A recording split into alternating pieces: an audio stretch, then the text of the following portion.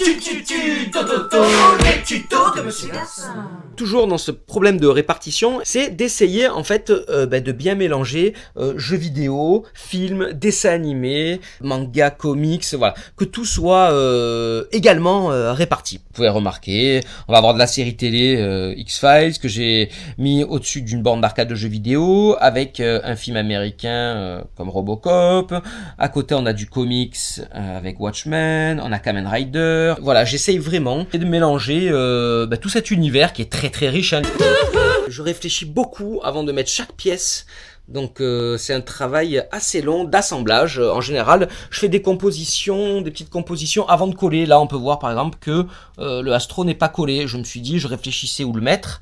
Je me dis là. Et en fait, je me suis dit que là, ça allait peut-être aller en le calant comme ça pourrait être pas mal, comme pour le Lego. Voilà, là on a Michael Jackson et le Mars Attack aussi, que j'ai mis comme ça. J'en suis pas sûr, mais je pense que ça peut être pas mal. Le numéro 4. Forme et mouvement pour un assemblage qui semble fluide. 700 moins 50 x 10, 50, 650, 2 plus 2, 4, x 10, 50, 650 plus 4, 50. Fait comme ça. L'assemblage, c'est vraiment le plus long.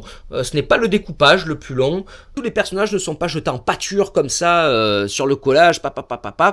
J'essaye de respecter certains mouvements, certaines gestuelles de personnages, en fait, pour qu'elles s'assemblent. Là, par exemple, vous pourrez remarquer, des fois, j'essaye de faire des petits traits d'humour. Là, on voit le personnage d'Amer Béton qui a la bouche ouverte. Et je me suis dit, ça peut être rigolo. Là, j'avais une figurine, un jouet de Superman. Hop, je lui ai mis sa tête dans la bouche. Ok. Voilà, j'ai positionné le personnage d'American Dad debout sur la bande d'arcade américaine de Donkey Kong. You're really not good enough. J'essaye vraiment à chaque fois de trouver des petits liens ou des petites choses amusantes. Essayez aussi donc de respecter le mouvement. Là par exemple on peut voir quand j'ai voulu mettre le Goldorak sur le Dragon Ball, en fait au début le Goldorak était légèrement plus haut. Et les cheveux de Sangoku étaient dans le noir. Et ça fait qu'on ne les voyait pas. Donc j'ai tout fait pour positionner le Goldorak de façon à ce qu'on voit les cheveux de Sangoku bien. Donc j'ai essayé de respecter la forme, vous voyez, de l'épaule de Goldorak pour mettre les cheveux de Sangoku. Les tutos de Monsieur Garçon. Alors ça c'est surtout valable quand on sait que son collage va être édité, par exemple pour une couverture de comics. Il y a toujours une marge qui n'est pas une marge de sécurité, là qui représenterait peut-être, je sais pas, 1 ou 2 cm.